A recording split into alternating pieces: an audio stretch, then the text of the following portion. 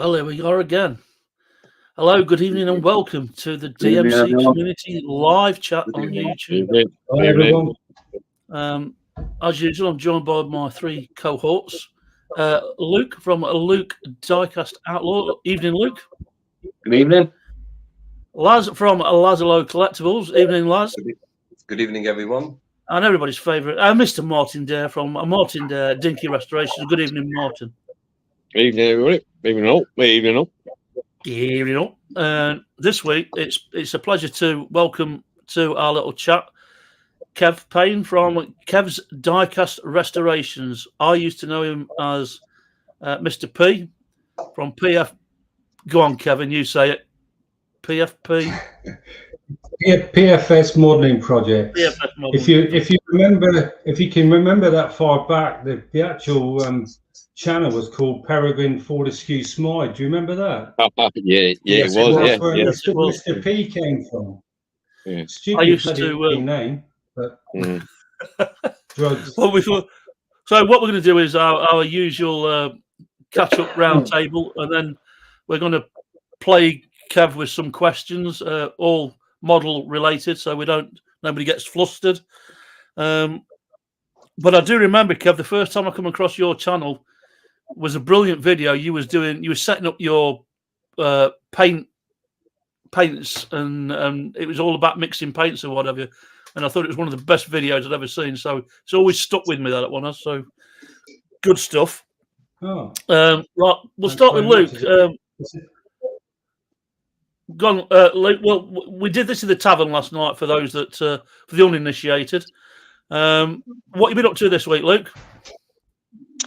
This week, PJ, ladies and gentlemen, I restored this Corgi Toys Rolls Royce Corny. Probably a lot of you have seen that video for that. This week, or for this week's video anyway, I'm doing this Dinky Toys. That one, Capri. I've had a bit of trouble with this. No, you can't have trouble with it. Let me get it in the camera. It'd been dropped and it bent the roof over. I have stained it today, but it broke the pillar. But I've repaired it. That's dry now. I've also got rid of the vinyl roof off it. It's nearly there. Got it, took her away from all the rear quarter. So I'm gonna do something nice for that. Bit of a mad colour on it. Some nice wheels. So that's this Thursday video coming. And other than that, that's about it. I always have a bit of a quiver when somebody's doing a Capri, so looking forward to seeing how that one ends up, mate. Should be nice when it's done, DJ. I don't think it'll be a problem, mate. I think you'll crack it. Laz, what you been up to, buddy? Yes, I've got two little cars finished. This one is for the channel which I released last night or yesterday. This is a Matchbox number 13 wreck truck. I did buy the hook as a reproduction, so that's done. And this is just without a video. This is just, we're talking about this. This is the Double Dinky Toys Bedford articulated truck. I haven't got the flatbed, but I just wanted to restore this because it looked very bad. Thank you. And it was overpainted. It's supposed to be yellow and the flatbed red, but I've done it red. So these two I've done this week. Thank you very much, sir. And of course, the gaffer. Martin, what you been up to, buddy? Well, as you know, I'm away at the minute, so I haven't got anything to show you here. But I've just, before I came away, I completed the Black Beauty, Corgi, Black Beauty, Green Hornet Fame. That came out quite nice. A bit fiddly to put back together again with all the bits and pieces inside it, trying to hold it and juggle it in one hand while you're holding boots and bonnets and springs and clips and stuff. But yeah, they went together nice. The black came out quite nice on it, because black's always a little bit iffy when you paint it anyway. And I actually was wearing some white chauffeur gloves, what Fraser Martin sent me from all the way from Dubai, proper white chauffeur gloves. Trouble was, I couldn't hold it. It kept slipping out my hand because it was that it was that shiny and smooth, and the gloves were that smooth. It kept slipping out my hand. So eventually I got it done. But yeah, it came out quite nice. Quite nice indeed. And I've got in the works at the moment. I've got an Alfa Romeo when I get back, a Dinky Alfa Romeo when I get back. That'll be the first of the month to do when I get back. I'm trying to get some stuff together for the show and tell at the end of the month. I've got 1 or 2 bits in storage that I can bring out, but apart from that, I'm struggling a bit at the minute. But so that's me, really. Yeah, I'm just relaxing and chilling out in my van. You'll always find something. Sorry. When's the Black Beauty on, Martin? Say that again. When you're releasing the Black Beauty video? Next Wednesday. Next Wednesday. Look forward to that, mate. Yeah, be all right. Yeah, be all right. DMC challenge, isn't it? Yeah. Myself, I've revisited a video that I did 4 years ago that I asked Martin about. Bizarrely enough, I was doing at the time I was doing a Captain Scarlet SPC, and we both, well, thanks to Martin, I was able to get some Tango Red eye coat, which is a pretty good match. And this month's challenge is any TV or film vehicle. So my idea was to take another one and do a Captain Black version of the SPC. This one comes complete with an aerial that I haven't got on my original, although I'm going to use this one to create a mould and make a few. So if anybody wants any in the future, we've got a few to hand. And I've got the Spectrum badges to put on it, the Spectrum decals. I was talking to the boys last night, and what I did point out was on this red one, it's got an indent where you can put the Spectrum badge. This one is completely smooth, so it just goes to show you that mouldings can be totally different, even though they're from the same year, effectively. Yeah. So that's me. So let's get into this. Before we start, we got Mick on online and Henrik from Germany. So good evening, chaps. Evening. Evening. Looks like 3 people watching. So yeah, good stuff. Henrik, I did like the card that you posted on the Facebook community page. It was a Norwegian animated film that he'd watched, and he put the car up that was in that film. It was like a version of a Chitty Chitty Bang Bang, effectively. Oh yeah, nice that, yeah. Nice, yeah. So thanks for putting that up for us, mate. Much appreciated. Very clever. Right, here we go. Can I just show you what I've done this week? No, we'll do that at the end. We'll do that at the end. All right. You can do a bit of a reveal. I'm not used to this format. Question 1 then. Now this kind of suggests that you're a die-cast builder, but we all know that you do plastic kits as well. What inspired you to become a die-cast stroke model maker, for want of a better phrase? And how did you develop your skills in what you've done so far? I think it all stemmed from Marty's Matchbox makeovers. I started watching him, must be about 5 years ago now, I reckon. I think at the time he had something ridiculous, like 40,000 subscribers. And I started watching him. And after the 3rd video, I thought to myself, I wouldn't mind getting into that. But Matchbox toys were a little bit too small for me. So I thought to myself, I might just go up a scale and go for the Dinky and Corgi 1/43. And then I came across Bob Willis's channel, who's actually lives not far from me, actually. He's a local. And I started watching him, and I got hooked from there on, really.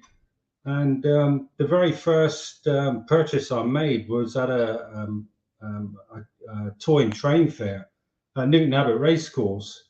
And ironically enough, Bob was there, but I couldn't speak to him because he was in the distance and he was just actually leaving.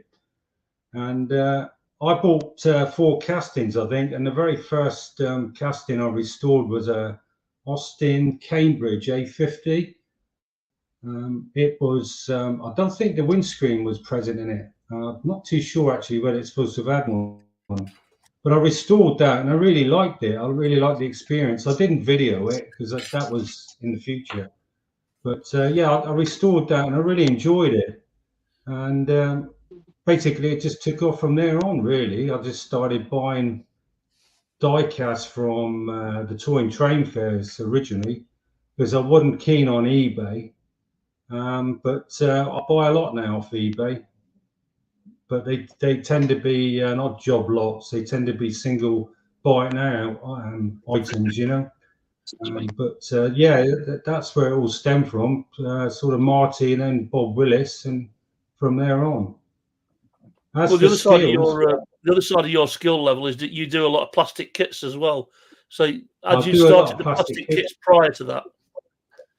Yeah, I was a plastic kit builder, so I had the airbrush all in place and all the paint. I always used to spray everything with an airbrush, but I do a bit of both now. So I had the airbrush in place, and I was fortunate enough at work, we've got a bead blaster. So I used to use the bead blaster at work to take the paint off the castings. And I'd done that right up until I took the videos off PFS and put it onto this channel here. And from then on, I've been using caustic soda. But yeah, so I was able to remove the paint, and obviously drilling the posts and tapping all that, because I come from an engineering background. That was pretty straightforward, and I've always got stuff like that in the shed: taps, drills, sort of bench drills as well. So I had all the equipment there to do it. Because when I left school, I became a coach builder. I was an apprentice coach builder. Coach building is like a loose generic term for somebody who builds bespoke bodywork on a chassis. Yeah, yeah. And the company I worked for was mainly HGVs, and I used to build tipper trucks, refrigerated vehicles, mobile libraries, all those things. So I learned a lot of skills while I was an apprentice, because there was a lot of metal being used, such as alley steel. There was wood involved and glass fibering as well. And I learned all that through my apprenticeship. And then over the years, I've sort of gradually drifted into engineering. So I come from a fabricating engineering background. So that's where It's I get these amazing how many of skills those from. skills you can apply to a 143 scale car. Yeah. Well, when I day released to technical college, it was full of panel bashers. In fact, I wanted to be a panel basher at 14, but the jobs weren't available when I left at 16. And I used to go to day release, and the main class there were all panel bashers. So I learned a bit of that.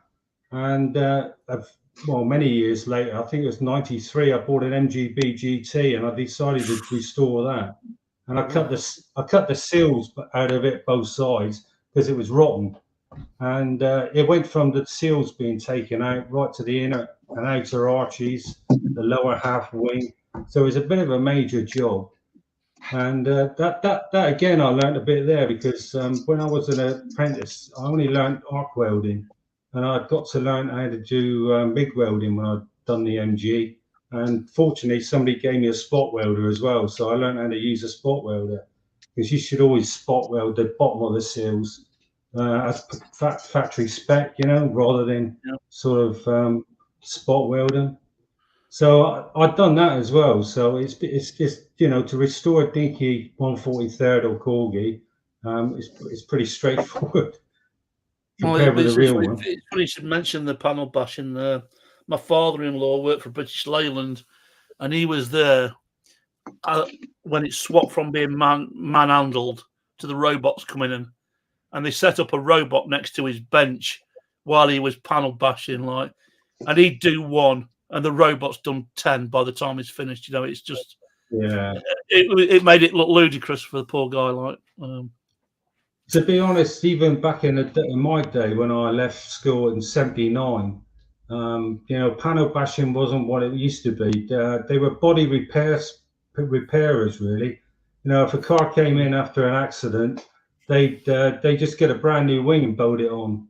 Whereas years ago, you'd have to knock one up, you know, put it through an English wheel or something to get the shape. So it was dying out even at my age, my early age. Yeah, It's a shame, because it's a hell of a skill. a lot of the cars back then were hand built anyway, weren't they? Some of the early cars were hand built. Yeah. And no two cars were exactly the same. No, they weren't. I had a friend that I worked with for quite a few years. He was a specialist in the lead filling, with the old lead filling on the car panels. I've done a bit of that, yeah. And I tell you, that's a skill and a half when you see that being done. Yeah, using the tallow and a wooden block, yeah. Amazing. Yeah. But it's the price of progress for you. Yeah. Unfortunately, yeah. Right, question two. I had a friend who had an E-Type, a Series 1 3.8, and he was saying that there wasn't one exact bonnet for an E-Type. They're all different lengths. And you had to fettle them. You might be able to buy a bonnet, but you'd have to fettle it to get it to fit. I mean, it's a lot of metal. On the bonnet on E-Types is a huge thing, isn't it, really, end of the day? Yeah. It don't take a lot to make it longer than it should be. Yeah.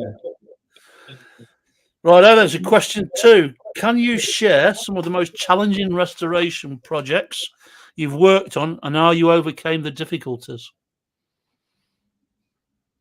What's been the toughest thing you've had to do? I wouldn't say it was tough, but it was time consuming. Was that Ford Consul Capri that I'd done? Funny enough, I've got it on the bench. Let's have a look then. That was a right mess when I got that. All the casting was all mottled, as if it'd been laying in water most of its life, and the leaf spring was totally rotten. And I ended up making a brand new leaf spring inside of it for the suspension, and that was a challenge. And I was well chuffed when I finished it, because you couldn't tell after all the fettling I'd done on it. Because I used a stone on this, as well as like files as well. Because I found using a stone was quite a good little tool. But that was probably the most challenge I had, because that was really rotten. It was covered in rust. And so that Consul Capri, it's on my channel if you want to look at it, have a laugh. I've actually watched that one, Kev. It's a good video. Have you? I've watched that one, right, mate. Yeah. Cracking job of that. Well, thanks. Good stuff. Right then, question three.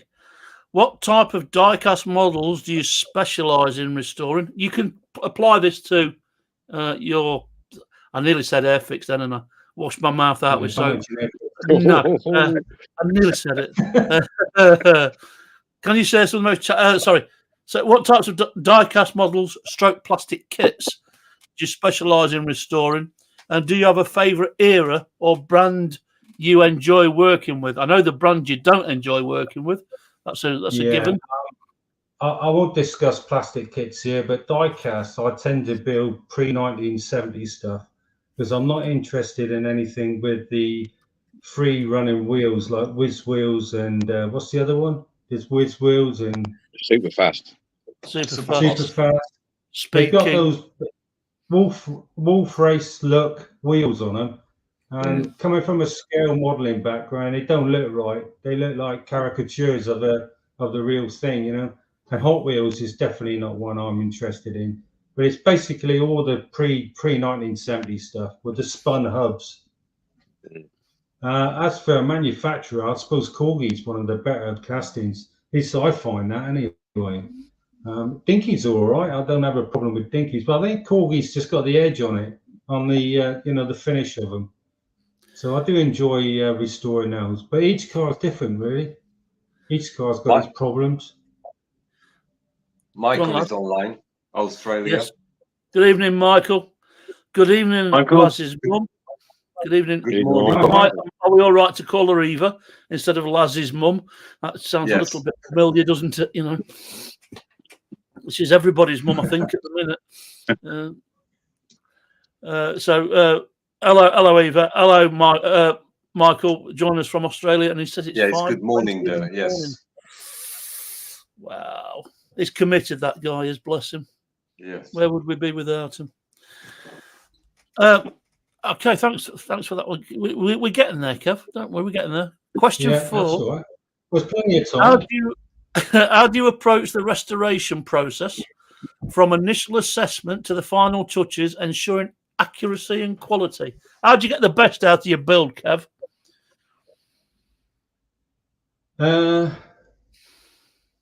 I tend to take a lot of time cleaning up the castings because there's an awful lot of flash on them around the window apertures and things and casting lines. I tend to prioritize that really to try and get a decent finish on the model. Yeah, I think that's probably the main thing I look at. Really, the painting side of it, I don't really decide what color to paint it until I've put the primer on it. And then I go on Google and have a look. But yeah, it's mainly dressing the casting, getting the casting looking like it should do. Because there's nothing worse than spraying a casting and looking at the top edge of a window and seeing it all sort of serrated. It just looks bloody horrible. And I learned my lesson there because I've done one like that. A side question from that. You mentioned there that you go and look for the colours on Google. Are you a stickler for colours, or are you? Not really, no. No. I think me and Laz are like that. We like to do special. If it's a fan if it's a fan with a decal on it, then maybe I might keep it original. Yeah. But I don't go to the extent a lot of them do, like they try and match the paint, because we all know they're all different shades. Yeah. All completely different shades. But I do try and sometimes match the originals, but I find that, you know, once you've drilled that rivet out, the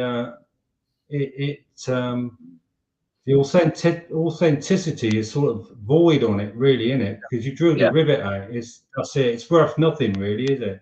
So you might as well do your own thing with it. Yeah. So yeah, I don't make too much of a fuss of that, really. I'll go on Google to get ideas. I don't necessarily copy the colours, but I might do something similar. But yeah. The worst thing is to try and look. I mean, I've mentioned this before.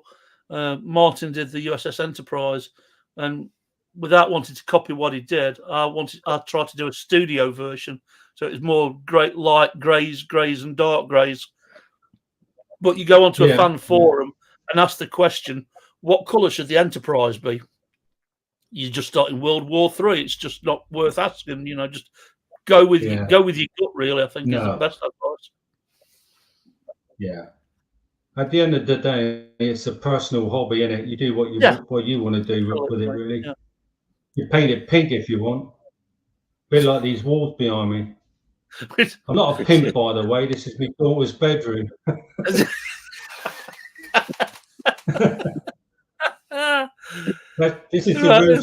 is the room she vacated, and I've managed to get a bench in here because I used to do all my stuff down in the shed. And what she's not expected back, is she? In the house. So you're not letting her back in? No, she's gone. She's got out with her bloke, and that's it. She's gone. Yeah. Get out of here.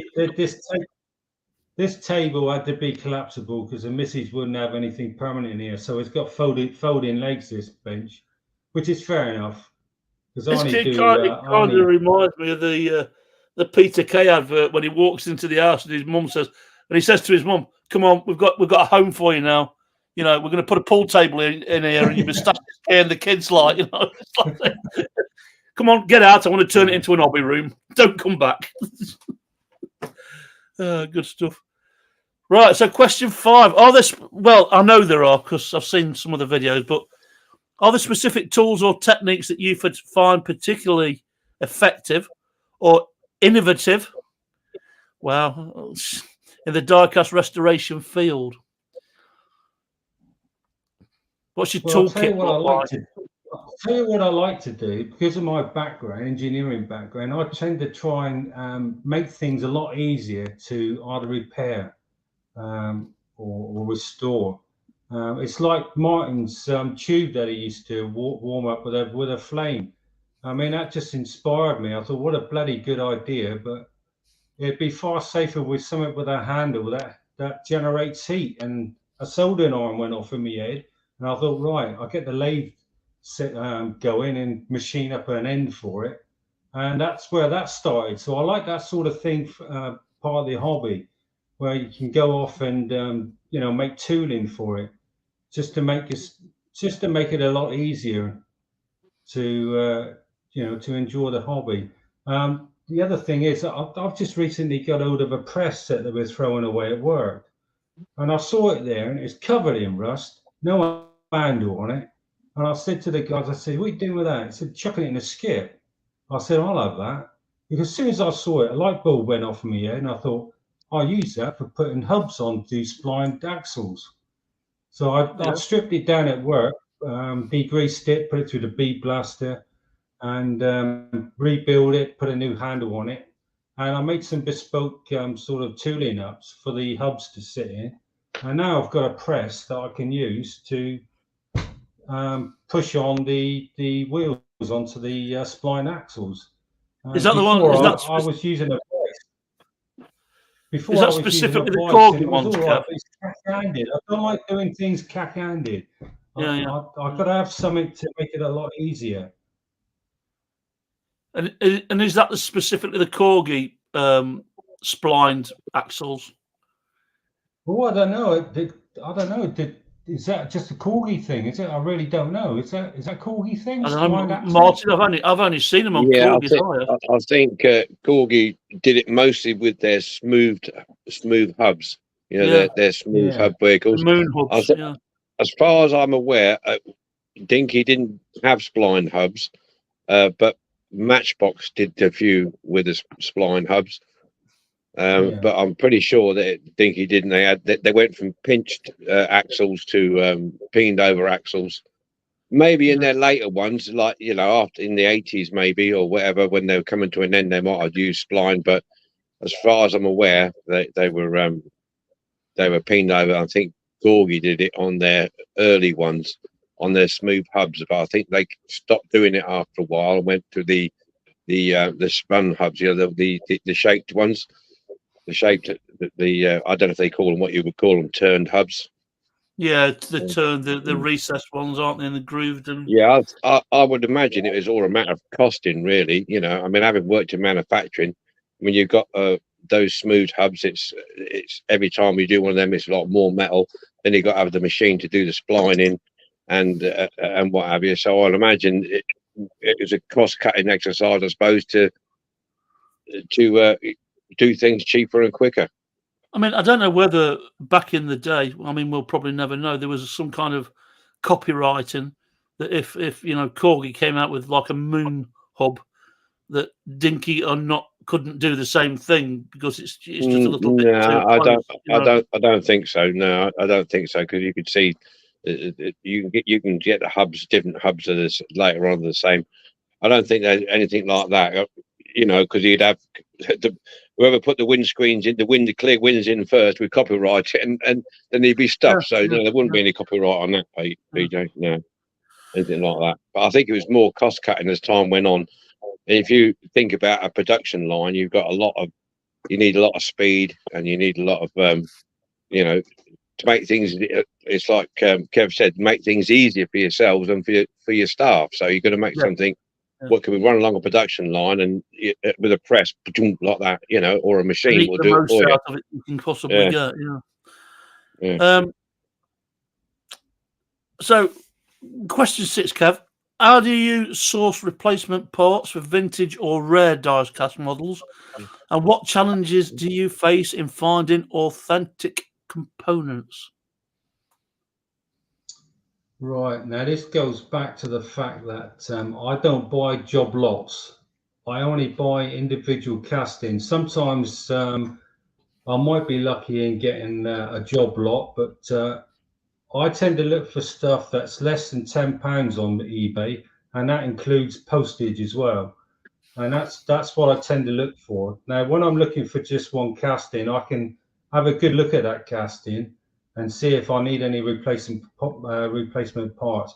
I have yet, fingers crossed, had to go and buy replacement parts for anything, because I've managed to actually be successful in buying a decent casting. But when you're buying a job lot, you don't know what you're getting, do you? No. At the end of the day. So are you And, specifically? This sounds like a bit of an offhanded question, really. Are you specifically looking for something that you haven't got to spend an extra amount of extra money on? No, I have bought a Ford Transit for £12, which is the most I've ever spent on an individual. He's gone. Yeah. I bought a Ford Transit that cost me 12 quid, which is £2 more than I normally would spend. But those Ford Transits fetch a lot of money, those things. Yeah, they do. Anything from 18 to 30 quid a time. So I snapped this one up. The actual, is he back again? Yeah, sorry. Don't have whiskey close Normally to mouth. Martin's doing this. It's Oh, he's dangerous. back again. Yeah, don't have them two close together. It doesn't work well. Oh. Leave that completely out of the way. Yeah, and I don't particularly go looking for anything, but if I see something that I've never restored before, then I'll buy it, because you're looking at somebody who doesn't have a smartphone, so I can't keep an eye on the auction going on. It's got to be a buy it now price. I've been lucky in the past to buy. I think the last purchase I made, I bought 3 coaches for less than £3, and that including the postage, and I was well chuffed with that. But generally, I normally just buy one casting, and that, like I say, that way I can check it all over, and that way I know I'm buying something that doesn't need parts. Tires, yeah, fair enough. If there's tires missing, it doesn't really matter that. But windscreens, I mean, that is one good deal you can get off eBay, is a sack full of tires for a decent price. Yeah. And you see, the other reason why I took this hobby up was because of plastic kit building being so intense. It's nice to, if I'm struggling with a plastic kit, it's nice just to down tools and go and do a die cast just to get your mojo back, you know? Yeah. And because they're so simple and easy to restore. And so I don't want to be confronted with someone that's got a broken windscreen, or the wheel missing, or the interior is missing, because that won't do my mojo a lot of good, that. So it's really like a little sideline I do with these die casts, just to relieve myself from the plastic kit builds. I think all of us do. I know Martin does. We do different things outside of diecast, because we've noticed. I'll ask Luke and Laz, the amount of people that have packed up doing restorations since we first started. This is about 4 years ago. The amount of people, sadly, some we've lost, but some have just stopped making videos. And I think you can get to the point where, if you're not careful, it becomes a job rather than the hobby that you wanted it to be in the first place. And about you, Luke? Yeah, that's something. Sorry. Yeah, that's something that. Oh, right. Go on, Kev. Finish off what you're saying, mate. Go on, Luke. Sorry, Kev. Yeah, it is just a hobby for me. What was I saying?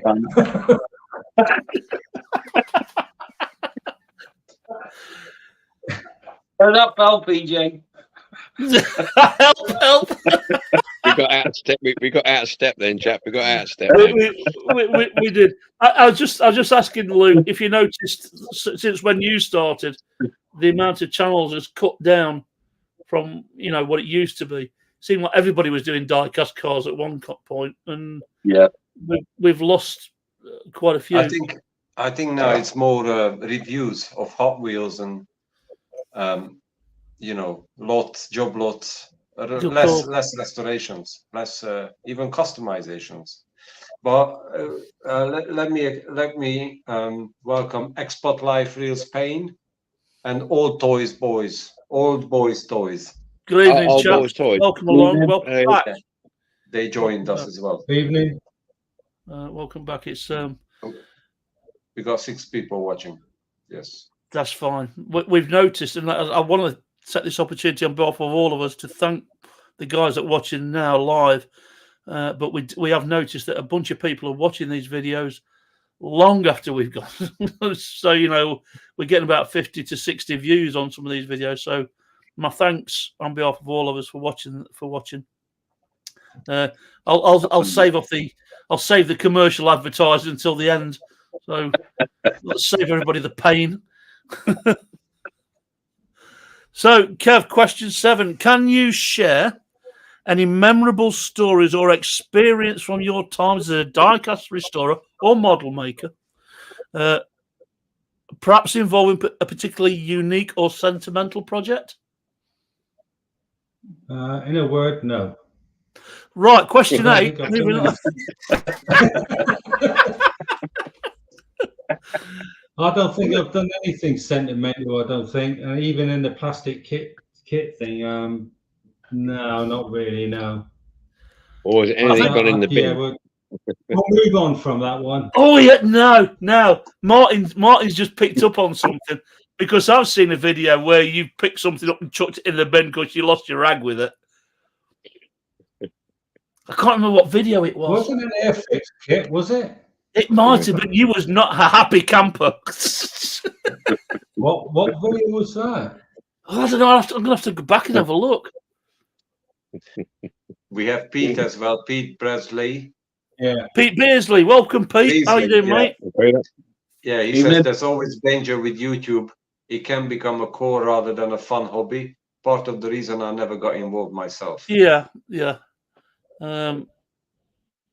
And we're a bit of a niche. To be honest, from a personal, go on, Kev. From personal point of view, from myself, I try not to be too prolific on there because it can take over your bloody life.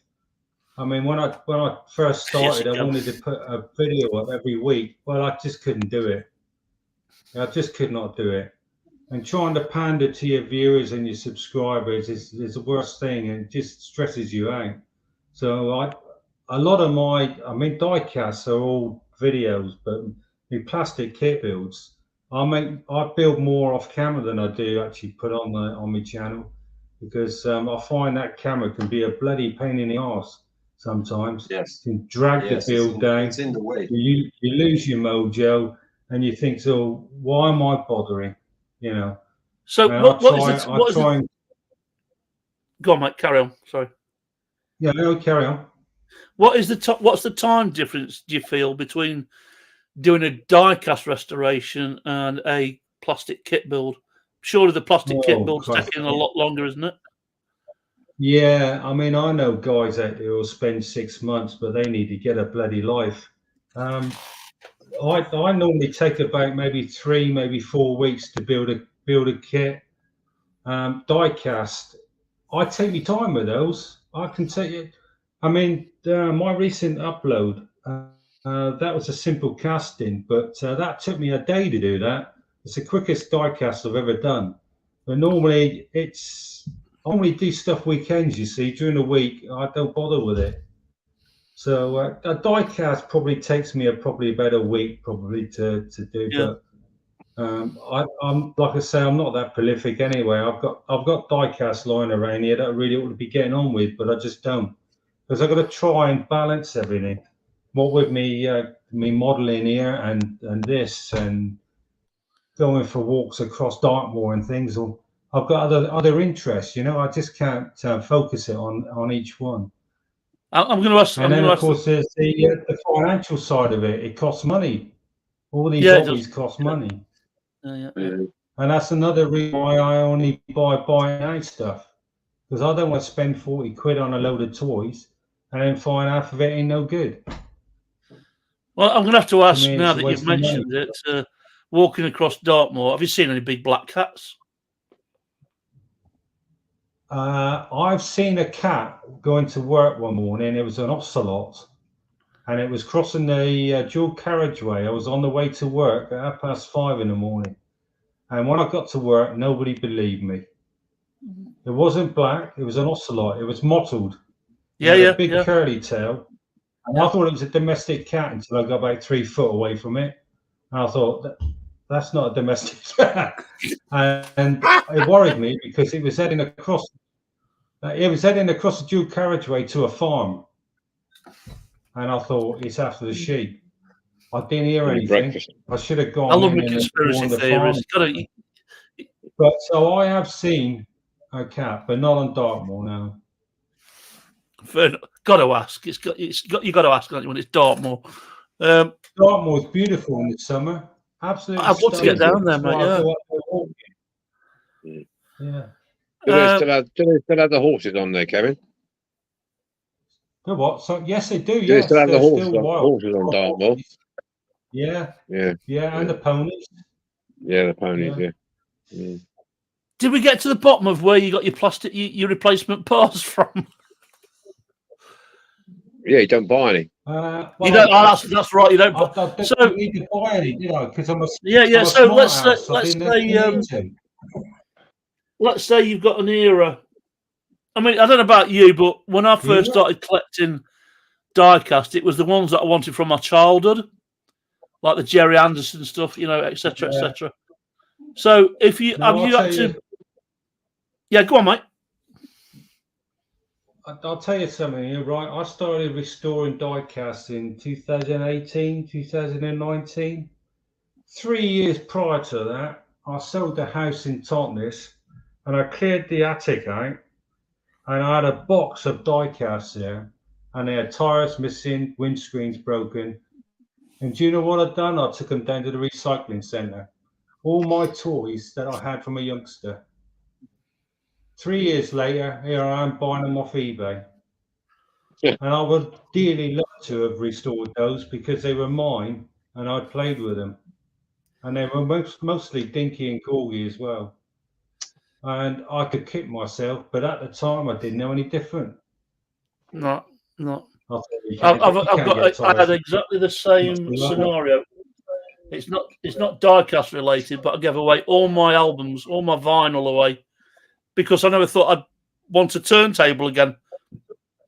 Hence, now 4 years later, I've got a brand new, put together a stacker system with Martin's help, by the way. He gets something an equalizer up, and I've got a brand new turntable.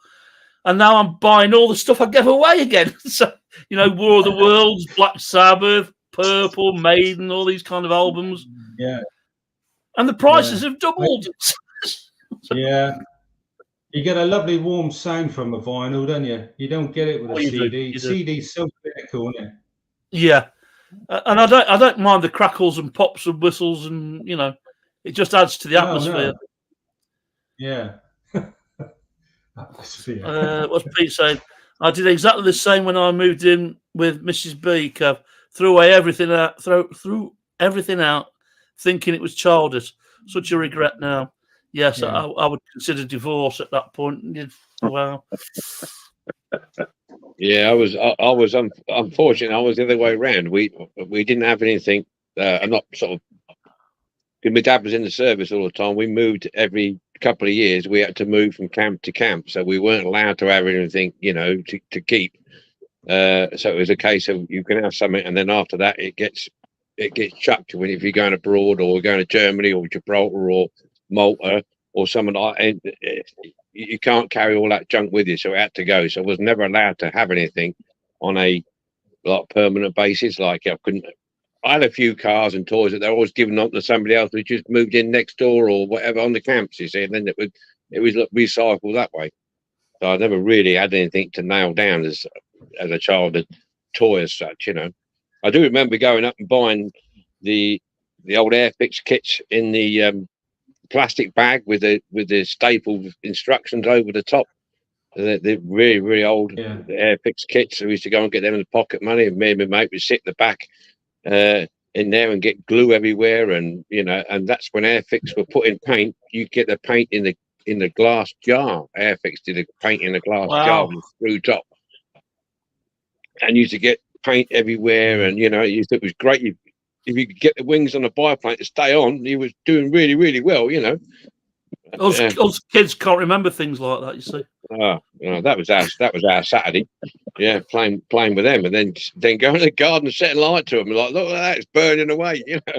You see, I've got this vision. I've got this vision of the Dare household where you have to stand in a corner to sleep because you've got no room to move because there's cars everywhere. Well, yeah, it's not too bad at the minute. I've got the dining room. The wife, she's pretty good like that. I've got the dining room. It's gradually it's like ivy. It's gradually creeping. The shelves are creeping up all over the place, and then there's a lot. I'm moving stuff around. And she says to me, "Where are you going to put that?" Oh, I'll find a room for it, and I'm sort of something gets moved or or you know, a shelf will look nice up there, you know, but yeah, yes. You don't have any flowers on it. It's going to be, you know, it's going to be a unit in a trailer, like, you know what I mean? Or Well, I've got the glass cabinet, so that's about it. Yeah. So I have got a lot. God knows what I'm going to do with the rest of it, but yeah, I just enjoy having choices and messing about and playing about with stuff, you know. yeah. Because does anybody else display their cars in glass cabinets? What do you do with them all? No, No, I've got a couple on shelves. I went to B&M, and B&M do these sectioned shelves. Is the best way I can put it. And you can get probably about 4 Matchbox 164 scale in one section, or a 143 scale in a section. And I've got about 4 of them and put them up the stairwell. And I've filled all them. You know, and people bless them, keep sending me, and I'll never turn them down. Batmobiles and Jerry Anderson stuff, and it's just taking over my life. I'm going to have to become a spares and repairs department. So I don't know, Laz, you didn't you have to get rid of quite a few of yours because for room? Yes, I've got a small cabinet here, which I think holds 24 1 to 64s, or obviously less bigger ones. So I rotate them. So I keep a few. I keep, for example, this one. I think I will keep this one, the little one. Yeah, sometimes if I do another one and I like that more than one in the cabinet, then I swap and I sell that one, keep this one, because I don't find it so hard to let it go. That's my. It is difficult, but I always can. I mean, the yellow Coca-Cola truck by Matchbox, I've done it 4 times already. I'm doing the 5th one. So, but you've found a new paint for that, haven't you? Yes, the new yellow. So there's always a replacement. There's a lot around. So I've been looking out in these reclaim yards. I don't know if Kev probably remember what I'm talking about. It's a map drawer. They used to put the Ordnance Survey maps in and blueprints in. Yeah. Very narrow drawers, but big and wide. And it's more like almost like a desk with all these drawers in. They're ideal for you put your die cast in. You can section it off inside. You get a lot in one of them drawers. That's a good idea. Yeah, but you know, I can't flip and find one. See, I think me and Kevin I've got a feeling me and Kevin are about the same age, because you mentioned 79. So did you leave school in 79, Kev? Senior school? Yeah, I was born 63. I'm 61 at the moment. All right, so I'm 64. So I'm 61. Yeah, we're close. I'm 64. So and Kev, bless him, sent me some. Yeah. I know I look good for me. 1964. Was born in 1964. No, not 1864. 1964. Thanks, mate. Yeah. Bastard. Right, question 8. Moving swiftly along. Excuse me, mate. You're right, mate. You're right, mate. In your opinion, what sets apart a well-executed die-cast restoration or model kit from a mediocre one, perhaps involving a particularly unique or... Oh, sorry. I'm reading the question above. In your opinion, what sets apart a well-executed die-cast restoration or model kit from a mediocre one, and what aspects do you prioritize to achieve excellence? Wow. It was a mouthful, wasn't it? You can tell I didn't write these. I had to look them up. It's back to the castings again, isn't it? If you spend time on the castings, getting it all prepped, and you can generate a decent paint job, then I regard that as a decent result. And obviously, if you're good at detailing like mine is, I mean, I'm okay with a brush, but I don't do it on camera because I end up poking myself in the eye with the end of the brush or something. So I think getting the prep done on the actual casting and the actual paint finish constitutes a decent restoration. Yeah, good. Because if you don't fettle that casting right, you can put the best paint job on it and it won't look right.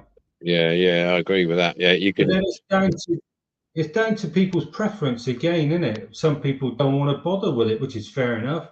If they don't want to clean up the window apertures and that's fair enough. But you know, if you're going to do a job, do it properly. I always. Yeah, I think. You think you're right me. there. Yeah, I think you're right there, Kev. Because at the end of the day, if you've got something with, I mean, a lot of people don't. There's this thing between removing the casting lines and leaving the casting lines on. It's like we're going back to originality. Once you've stripped it down, it's not original, so you don't really need to leave the casting lines on. You know what I mean? But some people do, because I like to keep that that sort of look about it. I tend to leave the casting lines on the really old Dinky, like the 50s and 40s. So I think that is part of the gives it that look, you know. But like you say, if you don't clean that casting up properly, it can look shabby once you've got that paint on, you know, and you can think, oh, flipping heck, I wish I'd done that now, you know. Yeah. Apologies, Kev. I've got a yelping dog that's. Oh right. It looked like very yappy the last 2 days. It looked like you two just went off the camera to have a secret meeting. Yeah, me and Luke are behind the wall having a fag. Yeah, we're all packed up smoking. Cheers to the beer, PJ. It's a pleasure, mate. Yes, I just rushed the 90 miles up to Luke's house, and we're rolling. Yeah. He's even clocked in. That's a bit scary, that. Is that about right? I was that 90 in the other night through the winter. Make sure you draw your curtains at night, mate. You know. Sorry, Kev. So, sorry, I caught the back end of that. So you still talk about the panel lines, that kind of thing. Just basically getting the casting cleaned up, getting the prep done, and you know, an addition of a decent paint job as well. It all constitutes to a decent restoration. Detailing, well, I mean, it does add to it, but it's not necessary, really, is it? I think it's become a bit of a new thing, isn't it? The detailing. I think it's a personal choice, you know. I mean, for me personally, I started doing the details when I started stripping these castings down, and I thought to myself, you know what, these guys who did the moldings of these things, they put a lot of work into these, putting the fine details in, which unfortunately with the painting process, with the process of painting with the Dinkies and Corgis, obviously a lot of the fine details were completely lost. You could barely see them, if you know. They weren't lost completely, but they were there, but you could barely see them, and they weren't like sharp. And I thought to myself, you know, if I could just bring a little bit of that to life, it would just give that car that little bit more, you know. Like we said before, once you've broken open, it's not original, so it doesn't really matter what you do to it. You know, you could do a Kev bangers on it, and if you wanted to, but it just, for me personally, it just brings that little bit out. You know, it takes a long time though. I mean, you know, I could spend more time doing that than I can do actually the casting itself. You know, I could strip it, paint it, and clear coat it, wax some tires on it.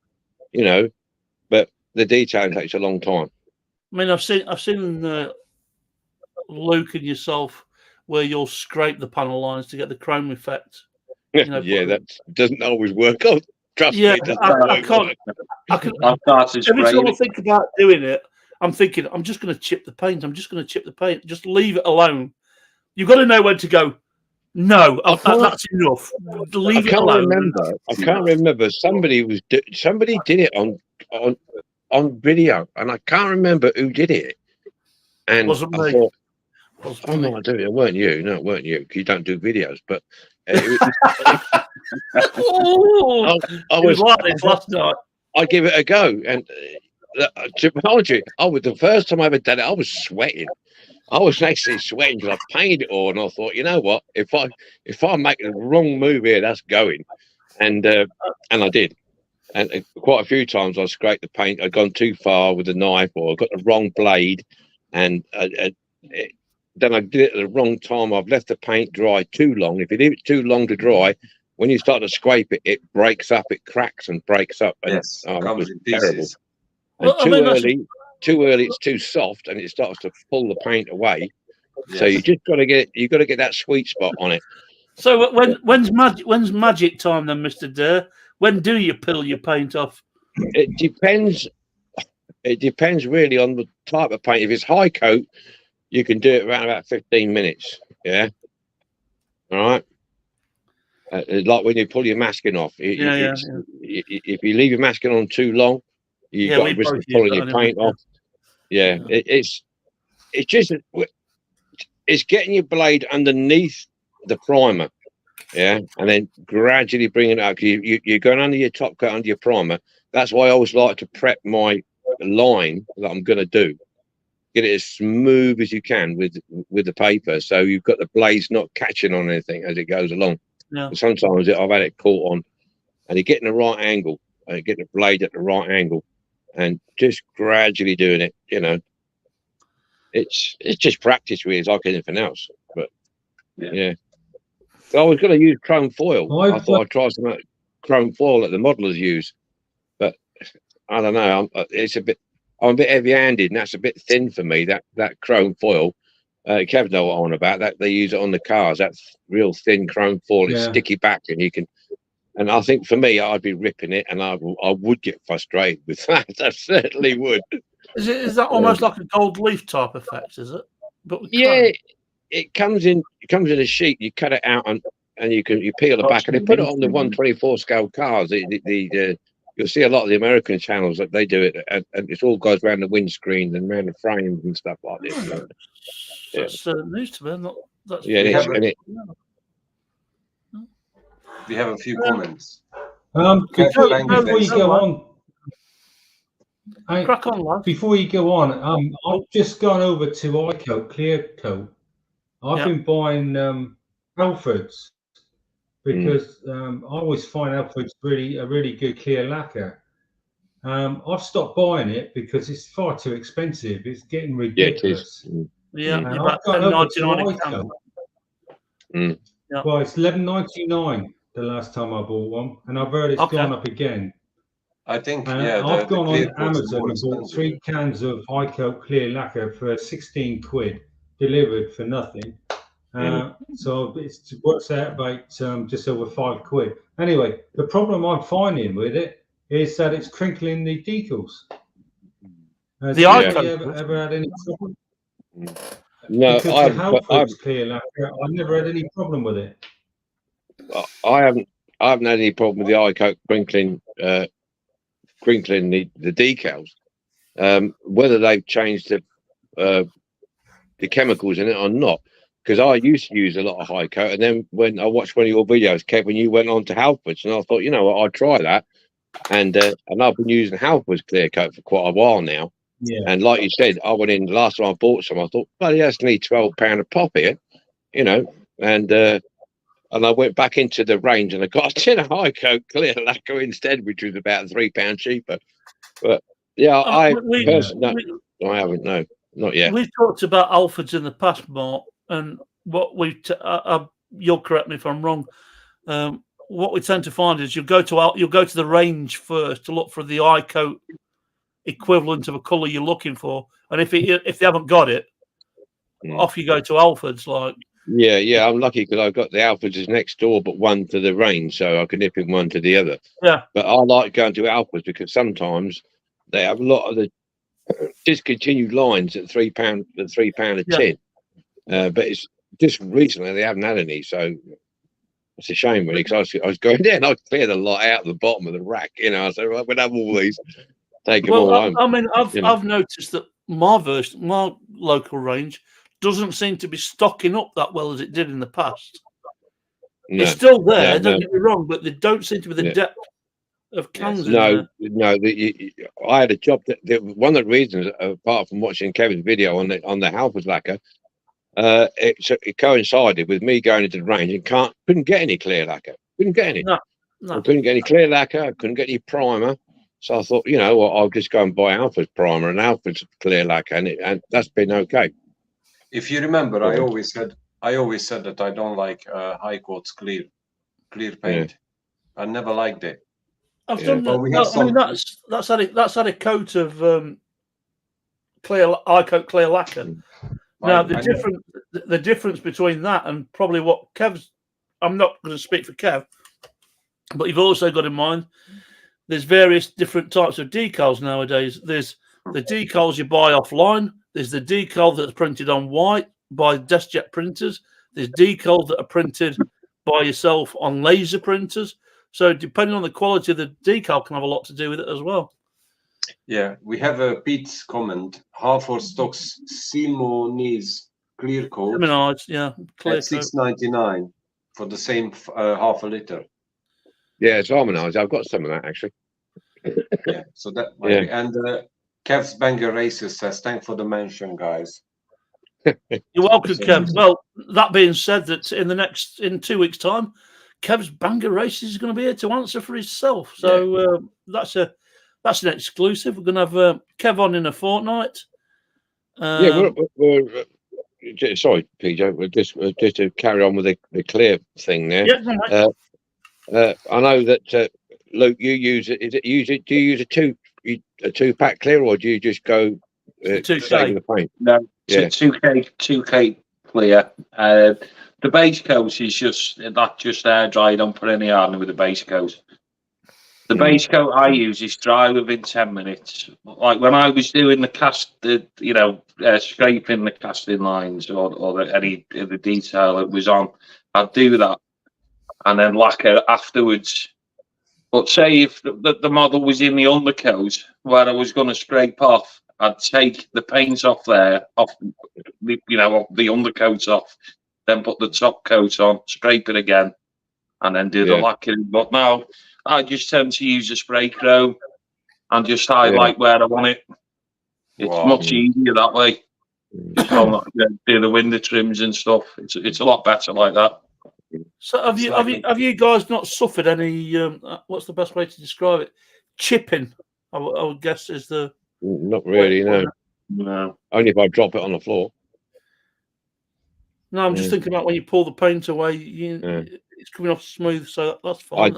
I think the only problem I had with that was I did a Rolls Royce, and that's partly my fault because I didn't use I didn't degrease degrease it all. I'd done it, I'd degrease it, but I primed it, and there were some marks on the roof, and I took the primer off again, sanded it down, but forgot to degrease it, and when I primed it again, did a bit of masking, it pulled the primer right off in one sheet virtually. So I thought, oh well, there you go, that teach me a lesson. But that 2K, you put yours through the airbrush, don't you, Luke?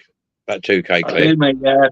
Well, to spray that 2K, you need a minimum of 0.5 needle.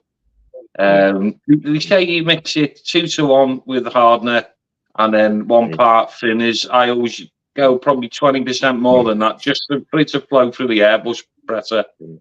And I get a nice finish with it. That might be using it like that. The reason I mentioned it, I didn't know whether Kev would want to give that a go if he was struggling, because you got the airbrush, Kev, haven't you? Yeah, You might. Going down the route of 2K is it's going a bit too far for me, really. I don't know nothing about it. I never sprayed 2K. There's one and what is it? It's a 2-pack, isn't it? 2-pack, yeah. Yeah, it's just a hardener. The base coat sprays the same as what you're using. It air dries. But it definitely. That's what I'm used to. That's what I've always sprayed with. Spinners, 2K, standard finish to clean it. Right. Standard finish for cleaning them. It's like a gun wash. I strip the gun once. Well, I strip it every time I use it, especially the undercoat, the lacquer. gun. I strip that after every time. But the one I use for putting the base coat on, I just rinse the finish through it, and I probably strip that one once a month. So it's not Right. like people say, oh, it's a big task cleaning the guns out, washing the guns out all the time. It's not. It's easy. And the gun, even when you strip a gun down, it only takes you 5 minutes and it's clean. I can't wait till we have our discussion on airbrush versus right, versus spray cans. That's gonna be a lively night. Like the initial layout for 2K is quite expensive, but you get you spray a lot more castings than you would with buying your cans of paint. I'll say this much. I understand that. Yeah. Luke was good enough to. But again, it's the financial side of the thing, isn't it? I mean, I'm only doing these diecast as a little sideline. Yeah. It's not my main hobby, so yeah. I mean, I've said it on the Facebook channel. Thanks to Luke, he provided me with a can of I think it was Frost White gloss, Frozen white there. Frozen white. Sorry, Luke. Yeah, frozen white gloss. And you can as soon as you pick the can up, you feel this is full. It's heavy. It's a heavy can. You know what I mean? Yeah. And you could pick a can of eye coat up the same size and think. Pete's asking, look, is that just automotive 2K clear look? Yes, it is. Pete was asking. Yeah. We got shaky hands. Luke, can you spray 2K onto like Tamiya paints, like an alcohol-based paint, or is it going to be? Yeah, you can. 2K? It'll cover it. Yeah, it'll cover it. You just obviously you don't want anything it will react with. Oils. Any oil-based paint, it won't like it. Like enamels. Yeah, it will spray it, but you won't be able to use 2K finish. You'd have to use standard finish of it. And another thing, if you're using the 2K finish, it doesn't like cheap plastic. It'll melt it and it'll all react. Yeah. So if you're using anything like that, any oil like enamels, stuff like that, it's oil-based. You're better using a standard finish. It's not ideal using standard. You'll be all right. I got away with putting where did I put it? Sorry. I got away with putting a grey high coat base down, primer base on the SPC. It does I will say this, it does take some shaking up. You want to give it a good 2-3 minutes shaking. But it's covered really well. For a white paint on grey, I thought it covered exceptionally well. Sorry, it's here in front of me. So that is the white that Luke sent me down. That's on an eye coat grey, Luke. Yeah. Now, when I first sprayed it, I mentioned it to Luke, so I'm not going to hide anything away. It came out really fine, and it was a bit speckled. I took it back inside. Put it in our friend Michael's gadget, which was a baked bean tin strapped to a drill, and gave it a good shaking for about 2 minutes. Came outside, the spray became more dense, and after 3 coats, there's no grey showing through at all. So going back to what Laz was saying about the Coca-Cola Matchbox truck, we've always had problems spraying yellow onto that Matchbox truck, and the grey or the white is shown through. It's because the bottle. This is covered really well, really well. Yes. So I recommend anybody giving it a chance. Can I just say, because we said as soon as you drill the rivet out. All I got, JMO, at the time in answer to Shaky Hans's question. It's no longer original. So, for example, if you go to the market and you're trying to sell this one, it hasn't got a rivet. So I think if you give this to an ordinary person who doesn't know much about diecast, I think this could go as original, isn't it? Because there is no rivet in this one. If you are good enough to put the axles back on, you can hammer them, make a mushroom. I think or also this one hasn't got a rivet. So if you don't know your stuff, I think this could go as an original. Yeah. That's a whole new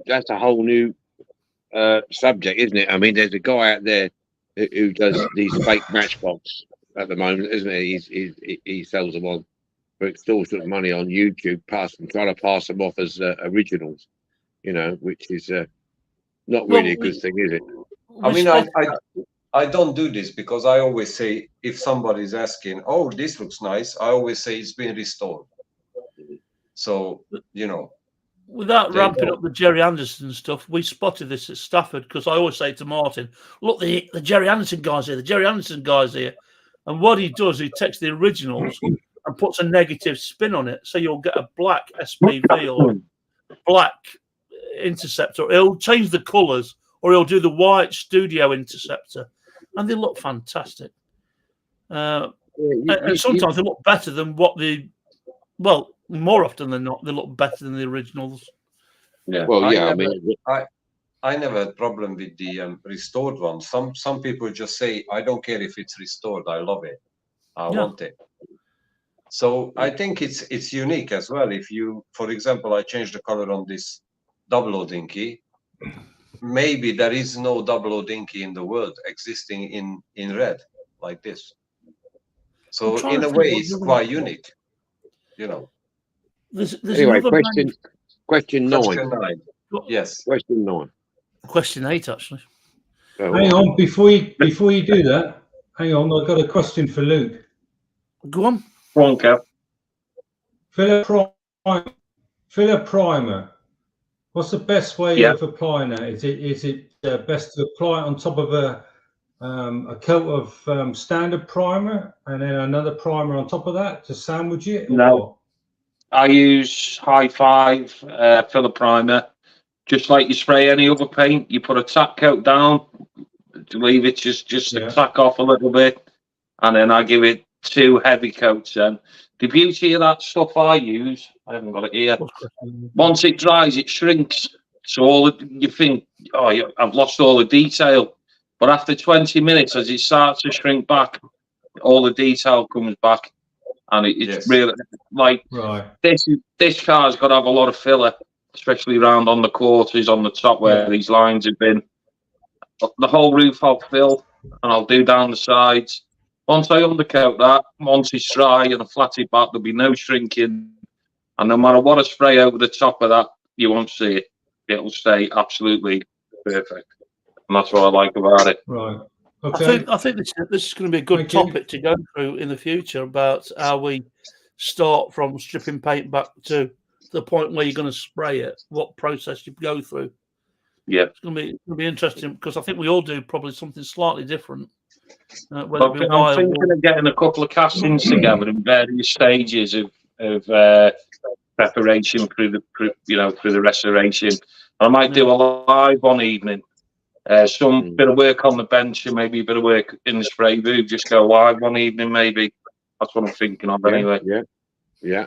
You do the work and I'll narrate for you, mate, if you like. So I'll be a PA for the night. So as Martin says, question 9. How do you stay updated on the latest trends, techniques, materials in diecast or plastic model building? And are there any ongoing challenges that you've come across?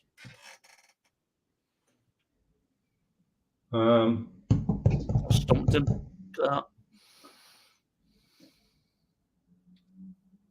What's the first question again? Where am I? You don't want to go back to question 1 again, do you? No. Question 9. How do you stay updated? Basically, if there's something new coming out, how do you find out something new? I mean, all right, mate. I subscribe and watch other guys doing diecast restorations, and I get ideas off of them. But I mean, there ain't a lot you can sort of elaborate on, really, is there? Yeah. There's only one way to restore a diecast. I just like picking up on ideas from people and seeing if I can sort of better those ideas, really. I'm not competing with other modelers. I just just the way I am. Yeah, if I see somebody being cack-handed with something, I think to myself, well, what's the easiest way of dealing with that? You know, so I then go off and build a jig or something, and it makes my life easier. But as for products, no, I think that can be a personal thing now. Yeah, so yeah, I can't really elaborate on that. Really, I just watch other people, see what's going on. So we'll round this off with question 10, which is a fairly simple one. What's your favourite build? What's your favourite model you've done? Or diecast? Favourite build?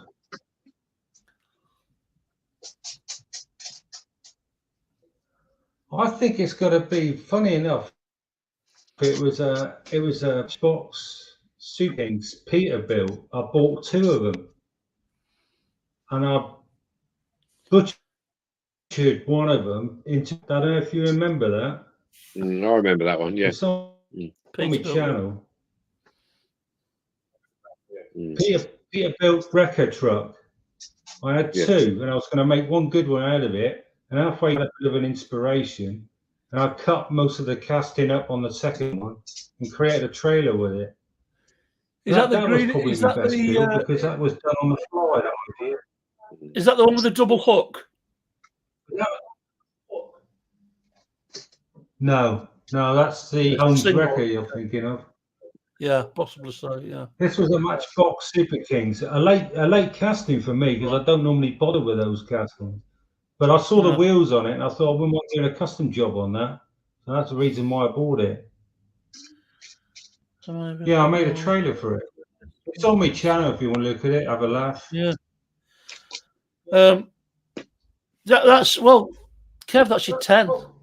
That's your 10 for 10. Oh, right. Well done, mate. How did I do there then? Yeah, well, not bad. Don't ring me. I'll ring you. I'll give you a B plus if you like. So we got. It seems we've got quite a few guys in the chat. So any questions for Kev while he's here? I will say he's far too quiet to say to himself, but he's a fantastic model kit builder, and some of the dioramas he's done are second to none. So if you've got any plastic kit build questions, by all means, put them in the chat. We got a very busy chat now lately. Yeah, it's going on. It's nice to see. Henrik, Old Boys Toys, Pete, Shaky Hands, JMO. So yeah, it's pretty busy actually. Do you want me to have a chat about my latest? Do you want to talk about my latest uploads? Go for it. Uploads? Go for it. Let's go for your weekly build. Because unusually for me, I'll put 2 up in a week. I don't know if anybody's seen this. That was the Leyland Comet. That was an absolute mess. That was when I bought that. It's covered in glue.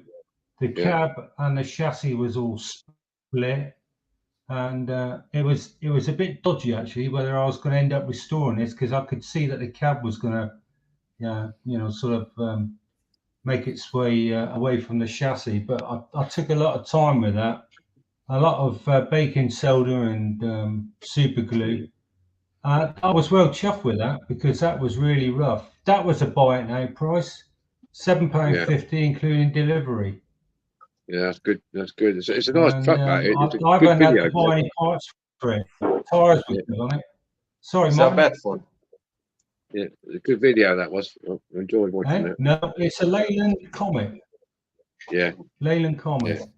The tabs were broken on the front body because the tab's supposed to have gone down through the chassis and been bent over. But I've added some bolts. Fortunately, I've got a load of BA bolts, which is what was used back in those days. It's an old engineering thread. The original 6BA was there, so I'll put another 6BA in on the front here because of the tabs broken. But that there, I mean, trying to detail that, the casting's rough as hell. I mean, trying to do the detail on that, it wasn't a very good casting. So that went up there, and I had some good feedback off that. Everybody said that I've done well to restore that. And of course, this is the one I was on about. It just took me a day to do because there's only 2 castings. This got was that one as originally well. blue. Yes. Have you? Yeah, it's not Yes, a bad little I got casting. This was originally blue and grey, and I thought Yes. myself, Not that looks Matchbox, horrible. Kev. That. No, that's the Dinky Toys. Hey, Dinky. Oh, it's Dinky. it's a Dinky Toys. Yeah. Yeah. It's, I will do that as an well. electric fan. Yes. I It's got a very simple. decal off a guy off eBay calls himself Diecast something, and the decal's too big for it. And I left a bit of a negative feedback, and he wasn't happy about it. But it's tough. It's oversized, not by much, but enough. Mm. And that there was a joy to do, because again I've done my own color scheme with it. They did do a red and white one, but I've done a cream with this. Just mix my own paint. Yes. So Yeah. that's two I put up this week, which is unusual for me because I'm not normally that prolific. But that was lovely. That nice and simple. Yeah, that is very So that's simple. my Yes. diecast. Any questions? Well, let's pick. I'll pass over to my esteemed colleague, Mr. Lazi-low, collectibles, to go through the chat whilst I exit stage left for a bit of a break for a second. I'll be right back. It's JMO. JMO says there's a progression on paint colors. Brought some achy acrylic this week. First ever brick red, nearly scarlet, bag or high. So it's not good. Yeah, that's it. It's JMO texting. Is he doing his modern railways? I don't know if he's asking you, Kev. If you do still doing modern railways. No, I don't think he's asking you. Yeah, I've got a railway. Yeah, All yeah. right. So he's asking you then. If you're still doing modern railways. Yeah, I am. Yeah, I've got a 6x4 railway layout that my father built back in 1968, and I restored it about 15 years ago, and it's stood on its end in the shed. Yeah, he's asking you. I've got that. I don't use that very often, but I came upon the idea of building a little micro layout, and I plan to convert that so it'll run off DC and DCC, which I've managed to do. But that's only like a meter long and a foot wide, and it was mainly just to test locos, which I was planning on buying off eBay to check that they were running okay, and also create a diorama. And I'm still at it. I've actually added some card kits to it. So yeah, I'm still doing my railway modelling. But that there is something I just fall in and out of. You know, I've got so many bloody interests. I ain't got time to do it. I've got part one up on my channel, but part two is a long way off yet. Putting out there. So yeah, I am still doing the railway. Yes. It's all old stuff as well. I like the old stuff. Yeah. There's no. Yeah. Cool. The tow truck was a British aerospace livery. I don't know. That's it. There's no new. No questions. 9 people watching, so that's good. Do you want me to show you me plastic kit builds now? Yeah, I've got a few going on here.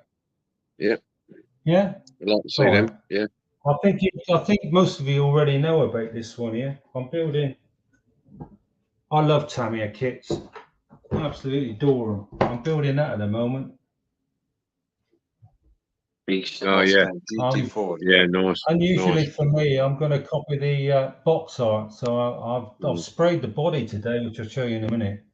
What size is it? 1 to 18? 1/24. 1/24. Yeah. It looks big. Nice. I've been doing some spraying today. I've got the chassis here. I reckon I could make room on a shelf for that Mustang, Kev, when you've done it, if you like. If you're struggling for space. It's a lovely kit. I've actually sprayed sprayed the floor pan on this, but I don't think I needed to because the quality of the plastic and the finish on it, I'd have just wasted my time, you know. So I think you can actually build this without having to paint it. The actual floor pan and the roll cage and the interior. It's such good quality. Yeah, Tamiya is good. Paul's asking, has And anybody there's- watched the Gran Turismo movie? Yeah. What colour you got that then, Kev? That's German grey, which is what Oh, they've German. Suggested on the box art. There's two German versions grey. you can do, either a white one or German grey.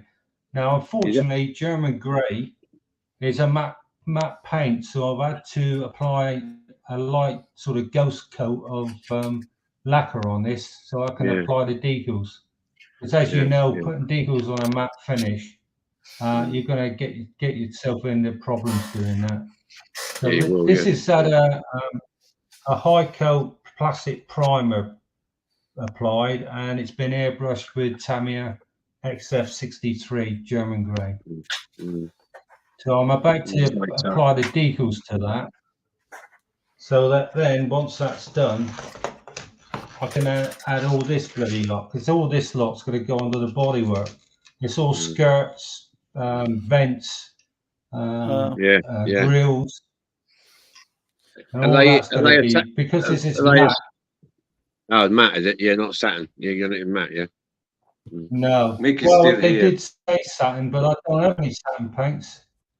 But I can't glue these to the body yet because this obviously needs another coat, a couple of coats of gloss.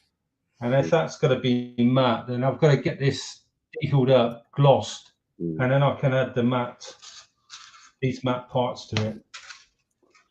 It's a lovely kit, typical Tamiya. I mean, the tube is only 4-year-old, but it's just lovely. And like I say, I think I used a rattle can on the floor pan, and you know, like I say, I don't think you need to bother.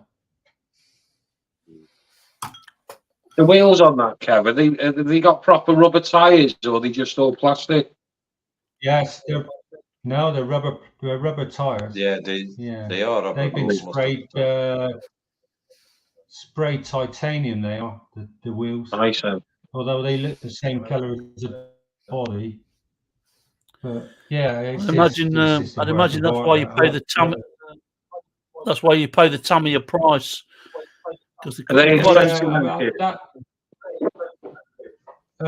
You're looking at 38 quid for a kit. Okay. Yeah. Yes. That's not bad for a Tamiya. It's not bad for a Tamiya kit, though. No. You pay for the quality. You pay for what you get, is the old phrase, isn't it? You know. I'd only buy it for the wheel. It's a lot of money.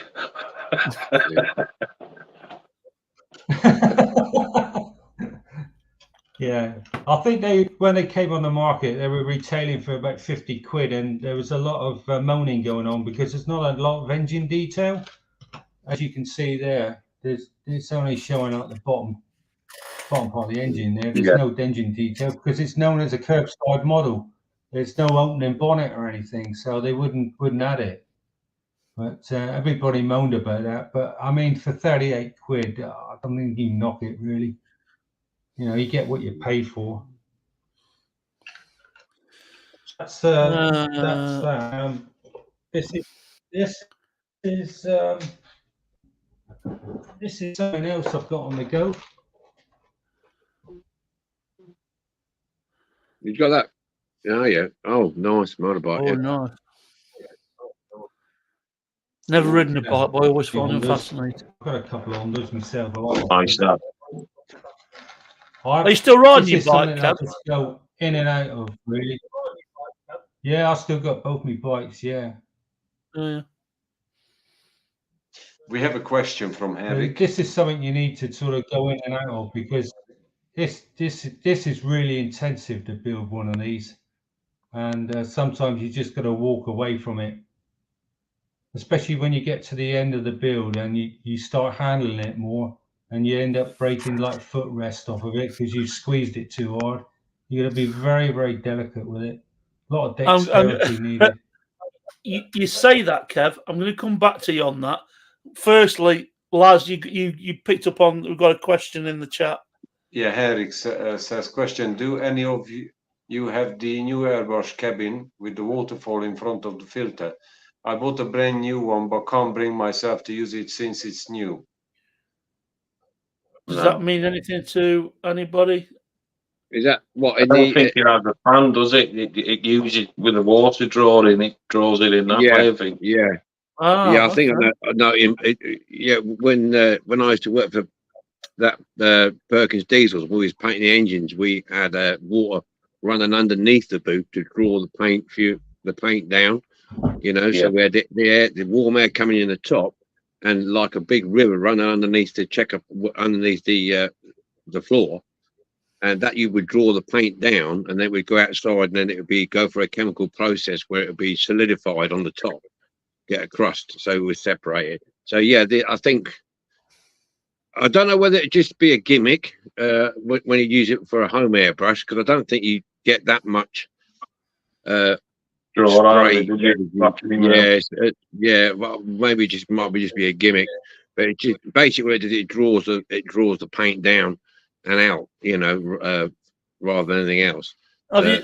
I'm gonna ask Henrik, as you seen any? Have you looked on YouTube to see if there's any demos of it, Henrik? I mean, I'm not a big airbrush specialist, by any stretch of imagination. It'll be interesting. Yeah, it'll work. It's worth having a look at. Yeah, it'll do the job. Yeah. It'll do the job. Yeah. But this goes. I mean, we talk. One of the questions is, how do you look at? How do you find about new stuff and new techniques? And there we go. We found one in the bloody comments. It's, you know, it'll cut down the amount of if you're using a 0.5 needle and you're spraying something like a tank or something like that, you know, then you're going to get a lot of spray in your booth, if you know what I mean. If you haven't got a great extractor fan, so the water will draw that. Then the water will draw that down, so it will keep your filter fairly clear. But then you're going to have to, where the water goes, you're going to have to empty that. You know what I mean? Yeah. If it's like a fish tank, it's a circulating pump, isn't it? So it's just somewhere to draw all the rubbish, the overspray out. I am looking forward to the day that we can get Michael on video on the chat to see some of the inventions that he's come up with for solving certain problems. Yeah. It's like, you know, prophetic. He's done well with that sandblaster, didn't he? Bang bang. You know. I think it all depends on how far you want to go with a hobby. It's like Kevin was saying. Yeah. It depends if you want to do it as just as like a sideline, something to just keep you busy, or you want to go into a way where you're doing all your own moldings, a bit like Paul Restorer. You know, there's different degrees of this sort of work. Or there are a lot of people who spend a lot of time doing code 3s. They're cutting them up, they're changing them, they're putting bits to pieces together, different vehicles like Saffron Rich. You know, there's different degrees to the hobby, isn't there? Really, at the end of the day, it depends on a personal how far you want to go. So Henrik said, no, not really, but it should be good against the smell, so it doesn't. Really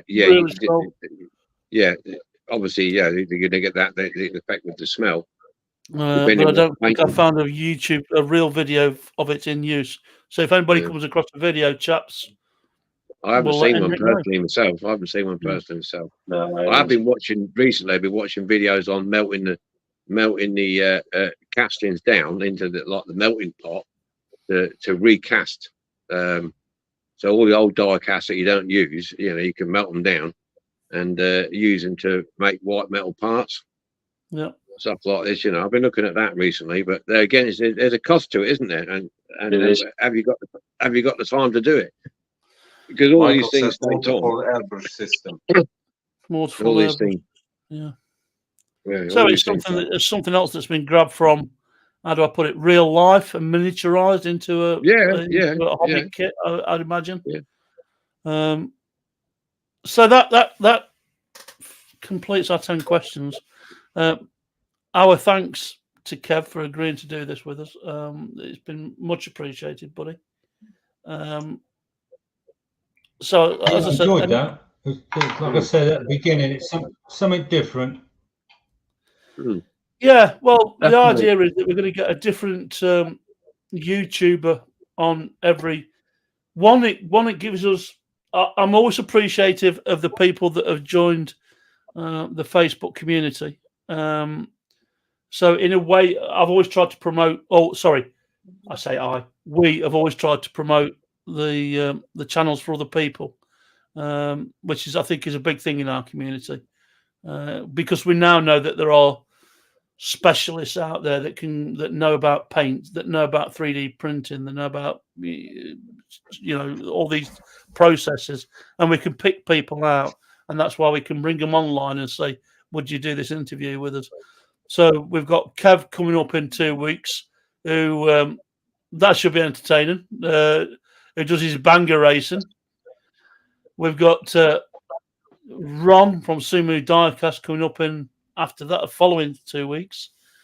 And then after that, Michael, we're going to drag him out of bed at some ridiculous hour in the morning. 5 a.m., I think. 5 a.m. There he is. The link didn't show in the chat. Okay. And then between now and Christmas, we've got some spots to fill. So if you have a YouTube channel, don't be shy. We've all had to take a plunge at some point and have a go at this. As you can see, it's a comfortable atmosphere. You're made more than welcome. If you do a Capri or an MG BGT, you'll go to the top of the list. There's no two ways about it. It's just the way it is. Yeah, that's why Luke's doing his Capri, you know. He is, yeah. He's now my favourite YouTuber of all time. He's gonna PJ on the top of the windscreen. Yeah. Yes, it will be sponsored by Midlife Models. You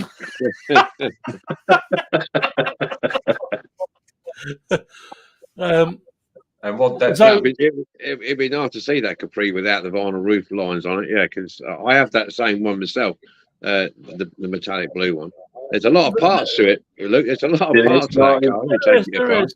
The only thing I'm missing, mate, is the wing mirror. So I'm gonna have to try and source one. The wing, right. I didn't notice it when I bought it. I didn't even think it had them on, but there definitely had a wing mirror on it at some point. Mine's a slightly different scale to yours, Luke. Kev, bless him, not Kev that's on screen now. Kev Vincent sent me the hot pants Capri tracks. I don't think it'll quite take up as much paint as yours does, mate. But thanks to Kev for sending me that. I've got quite a collection of Capris now. I'm also looking forward to doing that MG BGT if I can get the spare. I'll go back a step. We were at Stafford and we came out of the Stafford Toy Collectors Fair, which was fantastic. But the best part about it, I feel, was we all opened the boots of his cars and started to exchange parts and cars and this, that, and the other. And Luke, bless him, had got like I won't call it a scrap bin because it's a bit unfair. It wasn't a scrap because we're all going, I'll have that. We stripped. I'm surprised his car was in one piece by the time we stripped it. Like, I have a question as well. Go on, Laz. I'll let you interrupt. I'm sorry. Crack on. That's all right, mate. Carry on because I don't understand the question. All right. Well, I'll just finish this off. And Luke had got an MG BGT in there, and it's got a missing A pillar, which is not a problem. But if anybody's got an MG BGT scrapper, I'm after the driver's side door, and I'm looking forward to. I've done one, but I'd love to do another one. I might do it in the Tango Red. So if anybody's got, I'll have a look, PJ. I've got I did a commission bill for a guy, and I used one of my older ones, and I think I'll just double check. I think I've got a door for it. It'll be the yellow one, but it doesn't matter. You're gonna strip it anyway. It's going to be stripped anyway, mate. Yeah. In fact, if the shell's any good, but it's got both pillars, I'll have a look. I'll check it when I get back home next week at some point. I'll dig it out and I'll photograph it and I'll send you and see if you want any parts. Yeah. And hopefully, unlike poor old Luke, you'll get it. Yeah. Well, Seriously, I'm gutted about that because I specifically went out and they were two perfectly good transit doors as well. They might turn up, Martin. You never know. They might be just. Yeah, I don't think so, Luke. I don't. I think some buggers had it away, mate. Like the sorting office. Probably opened it thinking it was something tasty in there, haven't they? Yeah, a bit of jewellery. Oh, look, we have a feel of that bag, and then chuck it in the bin. So annoying that.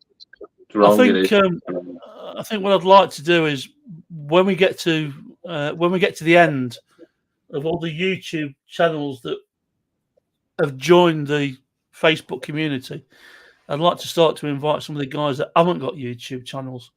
There's the likes of Spapo and Rich. There's a lot of guys out there. That do some incredible work. Yeah, see what they're doing.